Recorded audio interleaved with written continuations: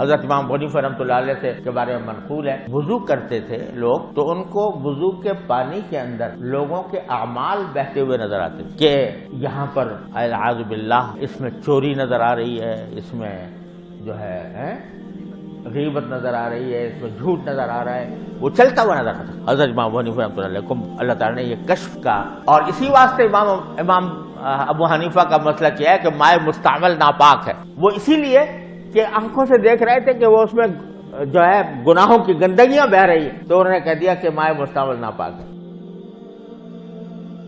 آگے بخاری مسلم میں حدیث ہے کہ اللہ تعالیٰ قیامت والے دن اہل ایمان کو اپنے قریب بلائے گا، ایمان والے مومنین میں سے ایک مومن کو، اور پردہ فرما لے گا، یعنی اس کا اور مخلوق سے پردہ ہو جائے گا، اور اللہ تعالیٰ اسے کہے گا تو نے دنیا میں یہ کیا یہ کیا یہ کیا، یعنی اس کی غلطیاں گنوائے گا، اور وہ گمان کرے گا کہ لو جی مارا گیا میں۔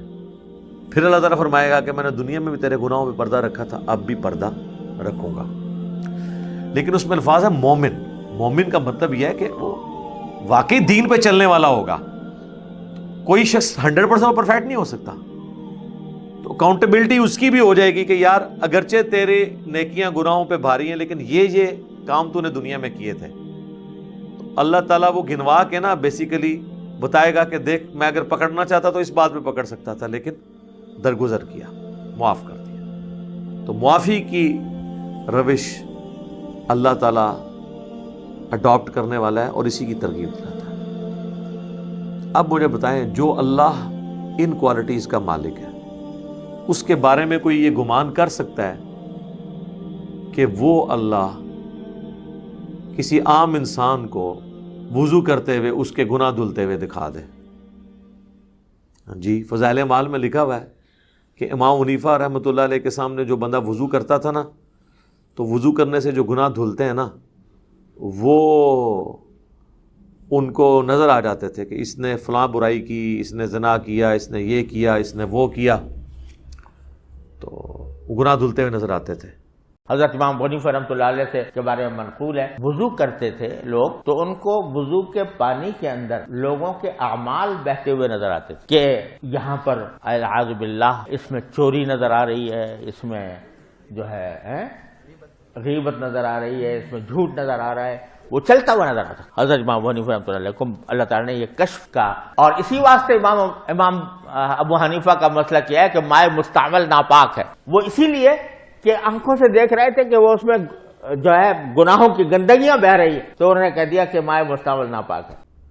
یہ گناہ دھلتے ہوئے تو صحابہ کو نظر نہیں آئے۔ اور دوسری بات، یہ ٹیکنیکلی غلط ہے، وضو کرنے سے تو زنا معاف ہی نہیں ہوتا، وضو کرنے سے صرف چھوٹے گناہ معاف ہوتے ہیں، بڑے گناہ تو توبہ سے معاف ہوتے ہیں۔ وضو کرنا یا دنیا کی بڑے سے بڑی بھی کوئی نیکی گناہ کبیرہ سے تو معافی کا نہیں ہوتا۔ بخاری مسلم دونوں میں حدیث ہے کہ اگر بڑے بڑے گناہوں سے بچا جائے تو ایک نماز سے دوسری نماز، ایک رمضان سے دوسرا رمضان، اور ایک جمعے سے دوسرا جمعہ درمیان کے گناہوں کا کفارہ ہے۔ اگر بڑے گناہوں سے بچا جائے تو نماز چھوڑنا تو خود سب سے بڑا گناہ ہے اس روئے ارض کا۔ یہ نہیں ہو سکتا کوئی شخص ایک جمعہ پڑھے ادھر سے اگلا جمعہ پڑھے بیچ والی ساری نمازاں معاف، نہیں۔ حضور نے فرمایا اگر بڑے گناہوں سے بچا جائے تو نماز چھوڑنے سے بڑا گناہ ہی کوئی نہیں ہے۔ لہٰذا درمیان کے گناہ کبھی بھی معاف نہیں ہوں گے جب تک انسان فرائض کے اوپر پابندی اختیار نہیں کرتا اور حرام سے نہیں بچتا۔ نیکیوں سے صرف چھوٹے گناہ معاف ہوتے ہیں۔ پھر صحیح مسلم میں حدیث ہے، نبی علیہ السلام نے فرمایا میں نے ارادہ کیا کہ میں عذاب قبر تمہیں سنوا دوں اللہ سے دعا کر کے، لیکن مجھے خدشہ ہوا کہ تم اپنے مردوں کو دفنانا چھوڑ دو گے۔ تو صحابہ کرام کو تو عذاب قبر دیکھنا تو دور کی بات، سنوایا بھی نہیں گیا۔ تو بعد کے لوگ کہتے ہیں ہم قبروں کے حال بھی دیکھ لیتے ہیں، کہانیاں۔ بخاری مسلم دونوں میں حدیث ہے، نبی علیہ السلام ایک جگہ سے گزرے اور پھر رک گئے۔ صحابہ نے کہا کیوں رکے؟ فرمایا ان دو قبر والوں کو عذاب ہو رہا ہے، ایک پیشاب کے چھینٹوں سے نہیں بچتا تھا، دوسرا چگلی کھاتا تھا۔ پھر حضور نے ایک ٹہنی توڑ کے اس کے 2 ٹکڑے کر کے دونوں قبروں پہ لگائے اور فرمایا جب تک ہری رہیں گی ان کے عذاب میں تخفیف ہوگی۔ صحابہ کو نہیں عذاب قبر نظر آیا۔ بخاری مسلم دونوں میں حدیث ہے، حضور کا ایک مدعم نامی غلام تھا جو آپ کا سفر میں سواری کا کجاوا کستا تھا۔ خیبر کے موقع پر ایک نامعلوم تیر اسے لگا اور وہ شہید ہو گیا، اور بخاری مسلم کے الفاظ ہیں، صحابہ نے کہا کہ اسے شہادت مبارک ہو، شہادت مبارک کس کو کہہ رہے تھے؟ صحابی وہ. آپ نے فرمایا تم اسے مبارکیں دے رہے ہو اور مجھے اللہ نے دکھایا ہے کہ اس نے صرف ایک چادر چوری کی تھی مال غنیمت کی اور وہ آگ کی اس کو پہنا دی گئی ہے. تو صحابہ کو تو آگ کی چادر نظر نہیں آئی ہے, تو بابوں کو کدھر سے کشف اور یہ چیزیں نظر آ جاتی ہیں؟ پھر صحابہ کرام اپنے گھروں میں دوڑے, اگر کسی نے کوئی رسی بھی اٹھائی تھی نا یہ سمجھ کے کہ اس کا تو مال غنیمت میں کوئی ورث نہیں ہے, وہ بھی آ کے مال غنیمت میں جمع کروائی کہیں پکڑ نہ ہو جائے.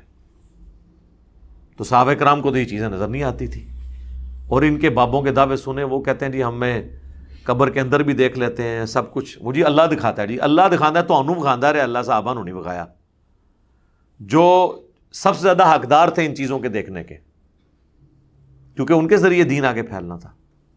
یہ غیبی خبریں ہیں. سورہ آل عمران کی آیت نمبر 179 ہے, ما کان اللہ لیطلعکم علی الغیب, اللہ کی یہ شان ہی نہیں کہ تمہیں غیب پر اطلاع دے, بلکہ وہ چن لیتا ہے اپنے رسولوں میں سے جسے چاہتا ہے. تمہارا کام ہے اللہ اور اس کے رسولوں پر ایمان لے کر آؤ. امتیوں کا کام ہے رسولوں کی غیبی خبروں پہ ایمان لانا, اور یہ لوگ یہ کلیم کرتے ہیں ہمارے بابے یہ دیکھ لیتے ہیں کہانیاں. فضائل مال میں تو یہاں تک لکھا ہے, حضور کی وفات کے آلموسٹ 650 سال بعد کا واقعہ ہے, کیونکہ شیخ قرطبی کا زمانہ وہی ہے. وہ کہتے ہیں جی ایک نوجوان تھا جسے کشف ہو جاتا تھا کون جنت میں ہے کون جہنم میں. تو وہ بزرگ کہتے ہیں کہ جی میں نے کہا شاید یہ ویسے ہی گپے مارتا ہے. اس نے چیخ ماری اور کہا کہ میری ماں کو جہنم میں لے کے جا رہے ہیں. تو کہتے ہیں میں نے یہ سنا ہوا تھا کہ جو 70,000 دفعہ کلمہ پڑھ کے کسی کو بخش دے تو اس کی مغفرت ہو جاتی ہے. تو ایک نصاب میں نے سنبھال کے رکھا ہوا تھا, ایک بنڈل آف 70,000 کلمہ شریف ٹی سی ایس کے لیے میں نے رکھا ہوا تھا. بس اس پہ ایڈریس لکھنا تھا, سٹیکر لگانا رہندا سی. میں فوراً سٹیکر لایا, یعنی میں نے دل میں اس کو اصال ثواب کر دیا, اور کہتے ہیں تھوڑی دیر بعد وہ خوش ہو گیا اور کہنے لگا کہ میری ماں کو بخش دیا گیا. تو بزرگ کہتے ہیں کہ اس واقعے سے مجھے 2 فائدے ہوئے. ایک تو مجھے یہ پتہ چلا کہ یہ حدیث ٹھیک ہے, یہ 70,000 دفعہ کلمہ کسی کو بخشنے سے چاہے انہیں کام چک کے رکھا ہوئے وہ مغفرت ہو جاتی ہے. ٹھیک ہے.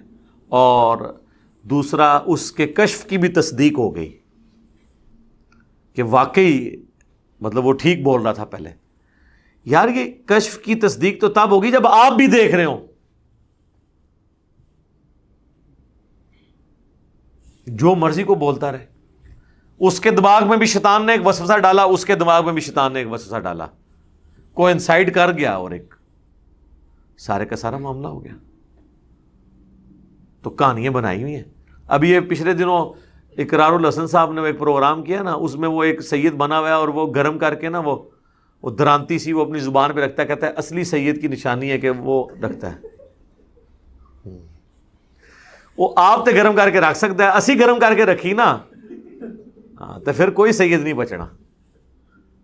ٹھیک ہے, اندازہ کرو یار اس طریقے سے ہوتا ہے. اصلی سید تو وہ جو رسول اللہ کے ساتھ اٹیچ ہے نا. تو نبی علیہ السلام کے تو اپنے دانت 4 شہید ہو گئے, غزوہ احد میں, بخاری مسلم میں آتا ہے. اور سورۃ الاعراف میں آیا کہ اے نبی تم فرماؤ اگر میں غیب جان لیتا تو میں بہت سی بھلائیاں جمع کر لیتا اور مجھے کبھی کوئی تکلیف نہ پہنچتی, میں خیر کثیر سمیٹ لیتا. ظاہر جس کو مستقبل کا پتہ چل جائے کہ میرے ساتھ یہ ہونے والا ہے وہ تو پہلے ہی پلان کر سکتا ہے.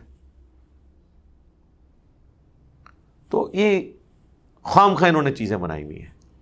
باقی مجھے ضمناً یاد آ گیا کیونکہ وہ مولانا تقی عثمانی صاحب جو ہے وہ, اب اندازہ کریں یہ لوگ علماء کو پڑھا کے فارغ کرتے ہیں نا تو آخر میں اپنی مور کیا لگا رہے ہیں یہ باتیں. وہ آخری درس حدیث ہو رہا ہوتا ہے اور اس میں یہ سنا رہے ہیں کہ جی امام حنیفہ کو گناہ دھلتے ہوئے نظر آ جاتے تھے. حضرت امام حنیفہ رحمۃ اللہ علیہ سے کے بارے میں منقول ہے, وضو کرتے تھے لوگ تو ان کو وضو کے پانی کے اندر لوگوں کے اعمال بہتے ہوئے نظر آتے تھے کہ یہاں پر اعوذ باللہ اس میں چوری نظر آ رہی ہے, اس میں جو ہے غیبت نظر آ رہی ہے, اس میں جھوٹ نظر آ رہا ہے, وہ چلتا ہوا نظر آتا. حضرت امام حنیفہ رحمۃ اللہ علیہ کو اللہ تعالیٰ نے یہ کشف کا, اور اسی واسطے امام ابو حنیفہ کا مسئلہ کیا ہے کہ مائع مستعمل ناپاک ہے. وہ اسی لیے کہ آنکھوں سے دیکھ رہے تھے کہ وہ اس میں جو ہے گناہوں کی گندگیاں بہ رہی ہے, تو انہوں نے کہہ دیا کہ مائع مستعمل ناپاک ہے.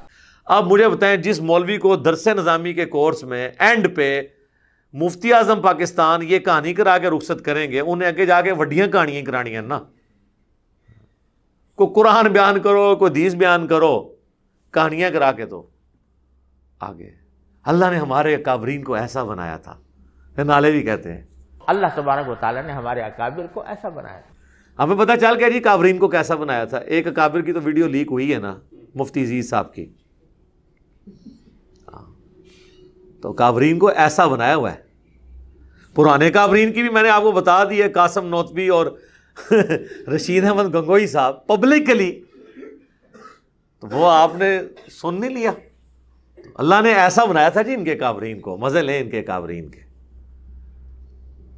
میں اکثر کہتا ہوں کہ لوگوں کو تو اپنی اولاد کے برے کرتوتوں کی وجہ سے منہ چھپانا پڑتا ہے، اور مولوی وہ ہیں کہ ان کو اپنے بزرگوں کے کرتوتوں کی وجہ سے منہ چھپانا پڑتا ہے۔ یہ وہ لوگ ہیں۔